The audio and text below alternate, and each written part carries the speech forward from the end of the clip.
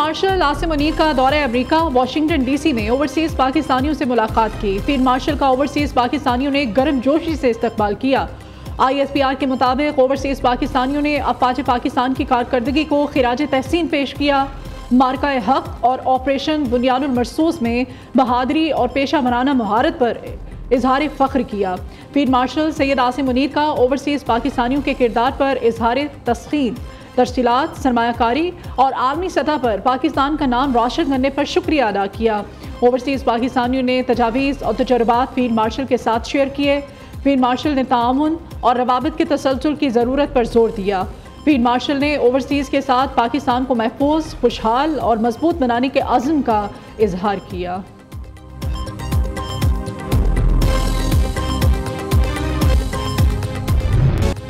Pakistan America के साथ शराकतदारी को वसअत देने का ख़्वाह। US टैरिफ पर अमेरिका से बात हुई है। अमेरिका ने यकीन दिलाया है कि पाकिस्तान के साथ स्ट्रेटेजिक मुआहदा हो जाएगा।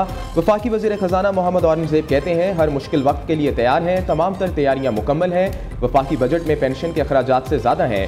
हम एडिशनल सेक्टर्स के लिए फंड्स करेंगे। हमारी एक्सपोर्ट इंडस्ट्री आगे बढ़ेगी। टैक्स नेट, तवानाई और SOEs में इस्लाहात ला रहे हैं।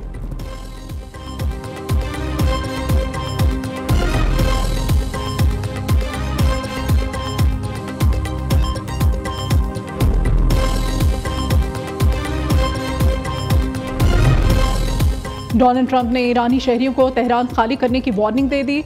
सोशल मीडिया पर पैगाम में ट्रंप ने कहा कि ईरान से कहा है इसे फौरी तौर पर मुआहदे पर दस्तखत करने चाहिए। ईरान ये जंग नहीं जीत रहा। उधर अमेरिकी सदर का कनाडा में G7 समिट में शिरकत मुख्तसर करके वतन वापसी का फैसला। ट्रंप ने सिचुएशन रूम में अहम इजलास बुला लिया।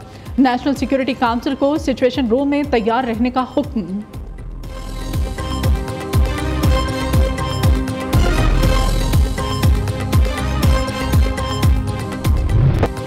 ईरान का एक बार फिर इजराइल पर बड़ा हमला। तल अवीव और हैफा पर मिसाइल ड्रोन दाग दिए। हैफा रिफाइनरी की पैदावार मुकम्मल रुक गई। 3 मुलाजमीन हलाक।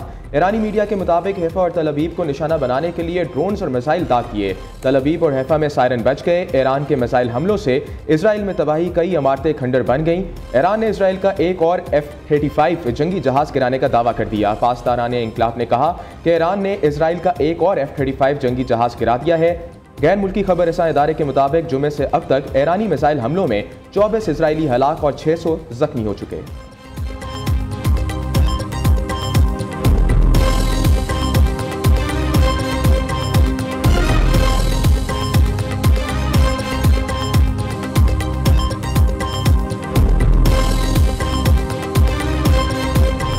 इजराइल का एक बार फिर से तेहरान पर हमला। सरकारी टीवी चैनल की इमारत को निशाना बनाया।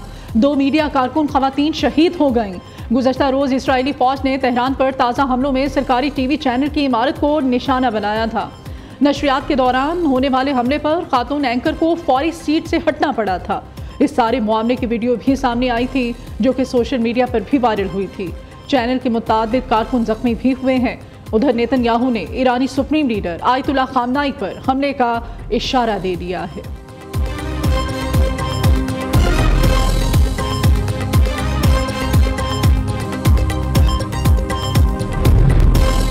इजरायली हमलों में साथ देने वाले नताइज का सामना करने के लिए तैयार रहें, ईरान ने खबरदार कर दिया। अक़वाम मुत्तहिदा में ईरान के मुस्तकिल मंदूब अमीर सईद एरवानी ने कहा कि अमरीकी हथियारों, खुफिया मालूमात और सियासी हमायत के बगैर इजराइल किसी सूरत ईरान पर हमला नहीं कर सकता था।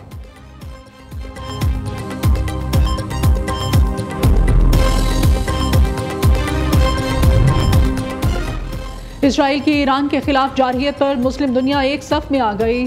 पाकिस्तान समेत 21 मुस्लिम ममालिक के वज़राए ख़ारजा की जानिब से ईरान पर इसराइली हमले की मज़म्मत, हमले UN चार्टर और आलमी क़वानीन की खुली खिलाफ वर्जी करार दे दिए गए। मुश्तरका एलामिया में कहा गया है कि इलाक़ाई खुदमुख्तारी, सालमियत और हमसायगी के असूलों के एहतराम पर जोर और मशरिक़ वस्ता में कशीदगी के खात्मे और जंगबंदी के लिए फ़ौरी इक़दामात का मुतालिबा करते हैं। मोदी सरकार की खारजा पॉलिसी में दोगलापन नुमाया। मोदी सरकार ने इजराइल के ईरान खिलाफ जारहियत पर वाज़ेह मौक़िफ़ से गुरेज़ किया। दी वायर की रिपोर्ट के मुताबिक मोदी ने पाकिस्तान के खिलाफ जारहाना अज़ाइम के लिए इजराइल की हमायत को तरजीह दी। मोदी सरकार का अक़वाम मुत्तहिदा में म्यांमार में होने वाली ज़्यादतियों पर खामोशी इख्तियार की गई। मोदी ने रूस के यूक्रेन पर हमले की खुलकर मज़म्मत नहीं की। जिससे भारत की आलमी साख मुतासिर हुई है। मोदी की खारजा पॉलिसी आलमी असूलों के बजाय ताकत के हिसाब से फैसले करने पर मुबनी है।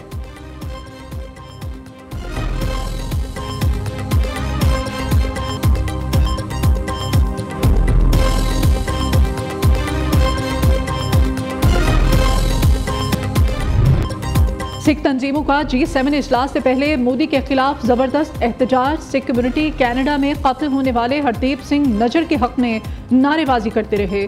कनाडा की सिख कम्युनिटी ने बरहमी का इजहार किया कि मोदी को मदऊ करना दुरुस्त नहीं था।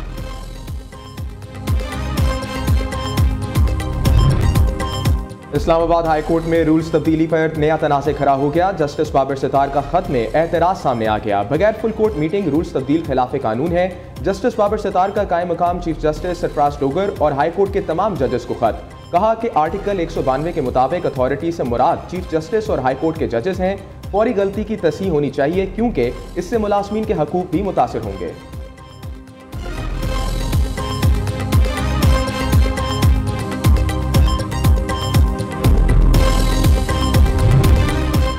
बलूचिस्तान का 1000 अरब रुपए से जायद हुजम का बजट आज पेश किया जाएगा। सूबाई वजीर खजाना मीर शरीफ नौशेरवानी बजट पेश करेंगे। आइंदा माली साल गैर तरक्याती अखराजात का तखमीना 700 अरब से जायद रखने की तजवीज़ है। गवर्नर पंजाब सरदार सलीम हैदर खान से मेंबर कौमी असम्बली शहला रजा और नबील गबूल की मुलाकात। गवर्नर पंजाब का कहना है पाकिस्तान अमन का ख्वाह है लेकिन अपनी सालमियत और खुद मुख्तारी पर कभी समझौता नहीं करेगा। इजराइल समेत किसी भी पाकिस्तान की तरफ मैली आंख से देखा गया तो पाक फौज मुंह तोड़ जवाब देने की सलाहियत रखती है। इराक में फंसे हुए पाकिस्तानी ज़ायरीन की वतन वापसी का सिलसिला जारी है। हुकूमत इसमें मज़ीद इक़दाम कर रही है।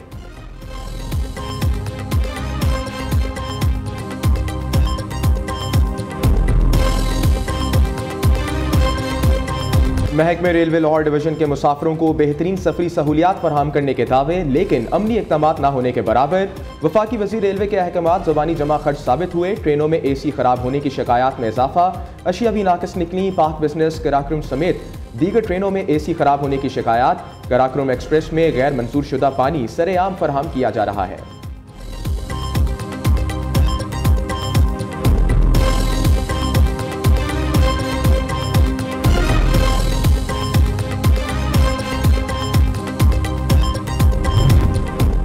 FIA का इंसानी स्मगलर्स के गिर्द शिकंजा सख्त। लाहौर में टेक्निकल ट्रेनिंग सेंटर ठोकर बाईपास के करीब छापा।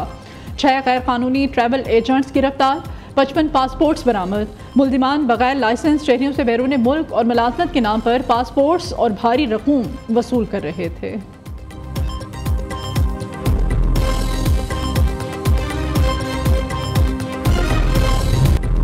लाहौर 3 दिन से बादलों की लपेट में है। मुख्तलिफ इलाकों में बूंदाबांदी से मौसम सुहाना। लाहौर में ठंडी हवाएं चलने से गर्मी की शिद्दत में कमी। कराची में कहीं हल्की कहीं तेज़ बारिश। गर्मी से मुरझाए चेहरे खिल उठे।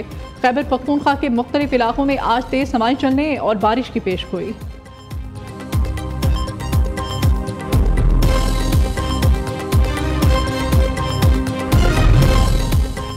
हज़रत अब्दुल्ला शाह गाजी रहमतुल्लाह अलैह की 1295वीं सालाना उर्स की इफ्तिताई तकरीब। उर्स का इफ्तिताह कायम मुकाम गवर्नर सिंध सईद अवैस कादर शाह ने चादर चढ़ाकर किया। कायम मुकाम गवर्नर ने हज़रत अब्दुल्ला शाह के मज़ार पर फातह खानी की और दुआ मांगी। कहा बुजुर्गान दीन की मज़ारात रूहानी और कबली सुकून का ज़रिया है। सिंध हुकूमत ज़ायरीन की सहूलत के लिए तमाम मुमकिन इक़दाम कर रही है।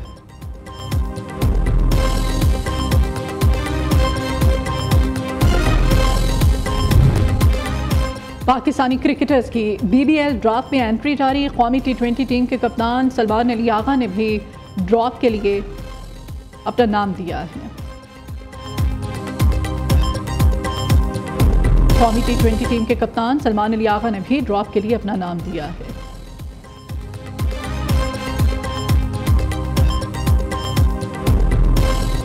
नेशंस हॉकी कप में पाकिस्तान को पहली कामयाबी हासिल। कौमी टीम ने जापान को 2 के मुकाबले में 3 गोल से शिकस्त दी। पाकिस्तान तीसरा मैच 18 जून को न्यूजीलैंड के खिलाफ खेलेगा।